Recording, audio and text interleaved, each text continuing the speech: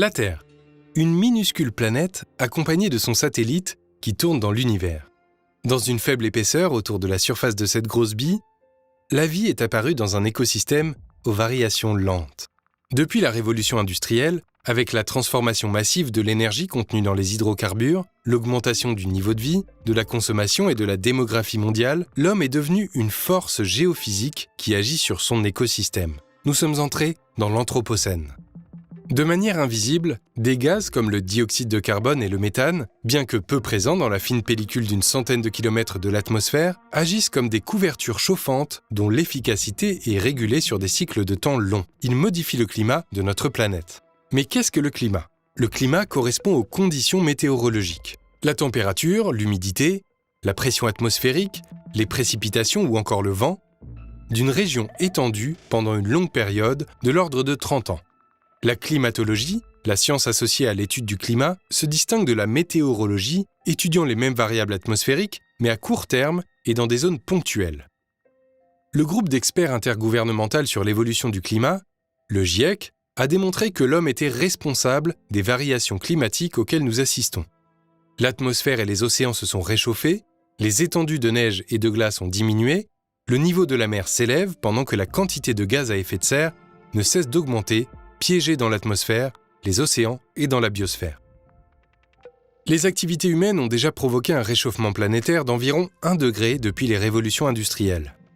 Il est probable que le réchauffement atteindra 1,5 degré entre 2030 et 2050 s'il continue d'augmenter au rythme actuel d'environ 0,2 degré par décennie. L'accord international établi lors de la COP21 a fixé l'objectif d'un réchauffement limité à 1,5 degré à l'horizon 2030 pour un réchauffement total n'excédant pas 2 degrés à l'horizon 2100.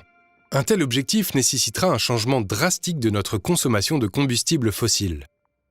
En effet, face à l'augmentation extrêmement rapide des gaz à effet de serre dans notre atmosphère, il existe 2 types de réponses. L'atténuation, qui consiste à baisser volontairement nos émissions de CO2, et l'adaptation, qui consiste essentiellement à vivre dans un monde plus chaud. Plus les politiques d'atténuation sont tardives, plus l'adaptation sera difficile. Ces politiques variées induisent différentes évolutions des températures selon les simulations d'évolution du climat. L'Union européenne se fixe pour objectif une division par 2 de l'émission de CO2 avant 2050. Cet objectif est extrêmement ambitieux. Les services d'électricité, avec une part de 40% des émissions carbonées à l'échelle mondiale, dont 70% proviennent de centrales thermiques au charbon, et du transport, avec une part de 24% des émissions, devront par exemple réduire leur dépendance aux énergies fossiles. Pour diminuer la quantité de CO2 libérée dans l'atmosphère par l'ensemble de la population mondiale, il faut comprendre les principaux paramètres responsables des émissions actuelles, comme la démographie, la croissance et les choix énergétiques. L'égalité dite de Kaya, élaborée par l'économiste japonais Yoichi Kaya en 1993, permet une analyse des tendances en fonction de données macroscopiques pertinentes à l'échelle mondiale. La production mondiale de CO2 est le produit du nombre d'habitants, noté POB dans l'égalité, multiplié par le PIB par habitant, variable associée au niveau d'activité économique, en tenant compte de l'énergie nécessaire pour obtenir ce PIB, multiplié par son contenu en CO2. Une bien intelligente façon d'écrire CO2 égale CO2.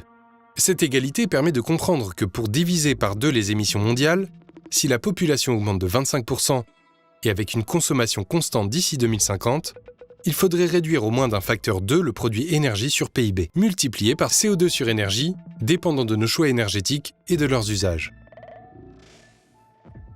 Nous sommes face à des choix, et il faut agir maintenant.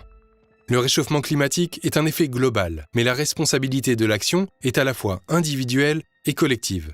Elle impose à chacun, mais aussi à chaque gouvernement, la grande sobriété d'une énergie décarbonée.